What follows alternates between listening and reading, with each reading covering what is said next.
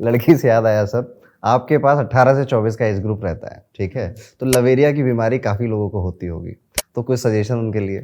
नहीं देखिए, मैं ये कहता हूँ कि ये सब चीज़ें क्या है कि आपके करियर में बाधक तो हैं, मैं तो ये 100% मानता हूँ, या फिर आपके पास मेरे जैसी मैनेजमेंट स्किल हो। क्योंकि इसमें मैनेजमेंट बहुत तगड़ा चाहिए, आपको स्ट्रेस भी मैनेज करना आना चाहिए और आपको टाइम भी मैनेज करना आना चाहिए। अगर आप इतने डूब जा रहे हैं कि आप अपना टाइम मैनेज कर पा रहे हैं तो आपका स्ट्रेस बढ़ता रहेगा, आप तैयारी से भी दूर हट जाएंगे और एक दिन बेरोजगारी रह जाएंगे। तो अगर आपके पास ऐसी स्किल है तो ठीक है, यू कैन एंटर, क्योंकि हर चीज की एक अपनी उम्र होती है और जिस उम्र में जो मन कर रहा है कर लेना चाहिए। लेकिन अगर आप प्लान करके घुसने की कोशिश कर रहे हैं तो मैं कहूंगा दूर रहें तो अच्छा है, पहले सफल हो जाइए, फिर अपने आप ये सब चीजें भी अच्छी लगने लगेंगी। क्योंकि जब हालात खराब हों तो कुछ भी अच्छा नहीं लगता। मन ठीक नहीं है तो आप मालदीव चले जाइए उसे लेके, तो भी अच्छा नहीं लगेगा। और अगर मन ठीक है, सरकारी नौकरी मिल गई, 4 लोग अप्रिशिएट कर रहे हैं, तो 4 दोस्तों के साथ नुक्कड़ पे चाय पी लीजिए, मजा आएगा, हंस हंस के आप बात करेंगे। तो सारा गेम कॉन्फिडेंस का है, और वो कॉन्फिडेंस तब आता है जब आप कुछ हासिल करते हैं। आप बहुत लोगों को पढ़ाते हो अभिनव जी, तो ऐसा कुछ कभी होता है कि देख के लग जाता है इसका सिलेक्शन हो जाएगा? हाँ, ऐसे बहुत लोगों को देख के लग जाता है, तो बिल्कुल सही आपने कहा। मैं तो ऑफलाइन कुछ क्लास में कॉमन देख के हो जाता है यार इसका तो। सिम्पटम्स आप बताना चाहोगे, ये मुझे दिख जाता है? जैसे कोई बच्चा मतलब लग रहा है कि ये क्वेश्चन करने की कोशिश कर रहा है और इसने कोशिश की, आंसर भले ही गलत बताया, लेकिन जब मैंने बताया तो इसको समझ में आ गया कि यार ठीक है, मैं अगला सही बताऊंगा। तो जो एक उत्साह होता है आगे बढ़ के आंसर्स बताने का, क्वेश्चंस बताने का, वो पता लग जाता है। इससे कोई मतलब नहीं, मैंने कभी बच्चे को इससे जज नहीं किया ये क्लास में कितनी फालतू बात कर रहा है, शेरो शायरियां कर रहा है। मेरी क्लास में जो सबसे ज्यादा फालतू बात करता था, शेरो शायरियां करता था, उसकी खुद ही पहले 71 रैंक आई और उसके बाद 31 आई। तो इससे कोई मतलब नहीं है, पढ़ने वाला पढ़ लेता है। मैं खुद उन्हीं बच्चों में से था जो लोग जिसको देख के बाहर सोचते थे ये कब पढ़ लेता होगा। चाहे वो गेट की रैंक की बात हो, मैंने हर एग्जाम में अच्छा परफॉर्म किया। तो पढ़ाई के लिए ऐसा नहीं कि बहुत सीरियस होना जरूरी है। जिस वक्त आप पढ़ने बैठ रहे हो उस वक्त रहो, उस वक्त फिर दिमाग वहीं रहना चाहिए। ऐसा नहीं कि उस वक्त भी फोन चला रहे हो, आधा अधूरा पढ़ रहे हो, तो कुछ भी नहीं बात बनने वाली है। जिस वक्त जो काम करो उसमें पूरा एफर्ट लगा दो।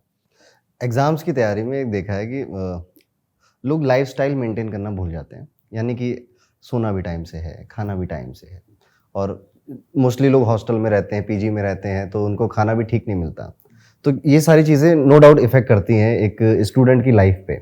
और यूजुअली लोग छोटे शहरों या गाँव से आकर बड़े शहरों में रहते हैं और वहाँ पर अच्छा खासा पैसा भी खर्च करते हैं।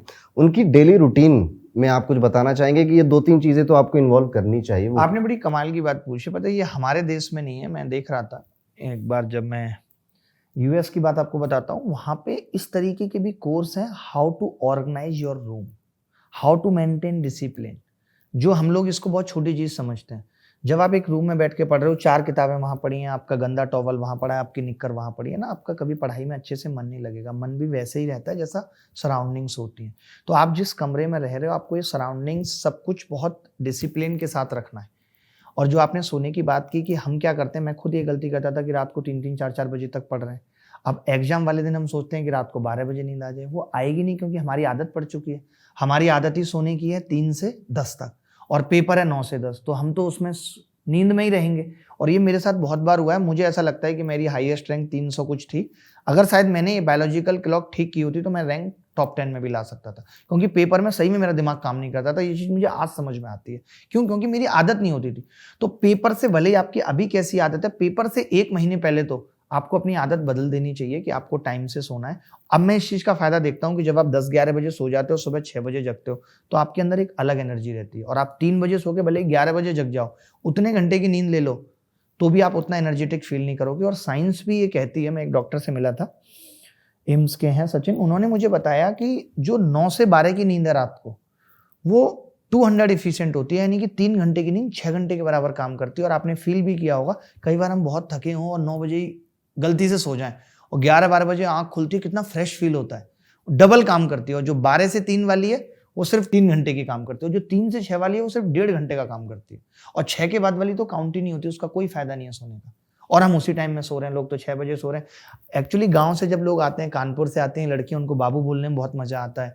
लड़के आते हैं गांव से, उन्नाव से आ रहे हैं, उनको क्या ना इस चीज में बड़ा मजा आता है। वो ये समझते हैं हम हाई फाई हो गए, रात को 2 बजे मैगी खा के स्टेटस लगा रहे हैं। इन सबसे कोई मतलब नहीं है। इन सबसे आप अपने हेल्थ को ये बुलावा दे रहे हो। अभी तो आपकी उम्र 18, 22, 24 है।